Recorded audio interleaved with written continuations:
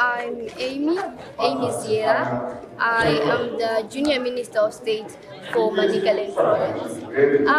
When we look at this belated celebration for Youth Day, and then what we are facing as a nation when it comes to drug and substance abuse in our nation, I believe that as young people we have a responsibility to actually stand up for our future, because we see that drugs and substance abuse is now a threat to our future. And also, one thing that I know is that owing to drug and substance abuse, the youth need help.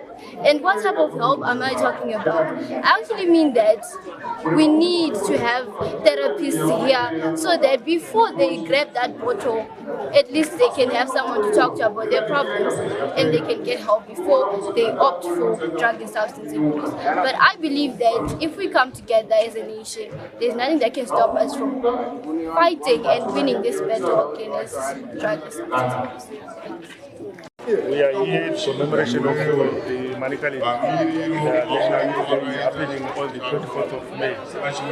We as Mugabe Republic Police were exhibiting here in a bid to conscientize those who are here about the dangers of drug and substance abuse. Our main goal as Mugabe Republic Police is to ensure that the drug supply has been actually cut off. So we are really thankful to the community in Manicaland province.